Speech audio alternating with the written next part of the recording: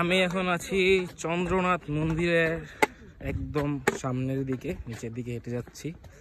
এখানে আসার পর একটা জিনিস লক্ষ্য করলাম যে প্রচুর পরিমাণ ময়লা আবর্জনা। এটা আমরাই করছি হয়তোবা জানতে বা অজান্তে, বাট এটা একটা ধর্মীয় স্থান, তো যদি পরিষ্কার পরিচ্ছন্নতা রাখা যায় তো আশা করি জিনিসটা খুবই সবার জন্যই মঙ্গল, ঠিক না? কারণ আমরা তো চাই না যে কারো ধর্মস্থান বা পবিত্র কোনো স্থানে এরকম ময়লা আবর্জনা থাকুক। সো যারাই আসবেন চেষ্টা করবেন যে যদি কোনো প্রকার ময়লা, পলিথিন, বোতল এগুলো নিচে নিয়ে গিয়ে বা নির্দিষ্ট কোনো স্থানে ফেলার জন্য। কারণ একটা সুন্দর দেশ গঠন করার জন্য প্লাস্টিক আমাদের অবশ্যই বর্জন করা দরকার। তো সাথেই থাকবেন। আর এখানকার ভিউটা মানে এক কথায় অসম্ভব সুন্দর।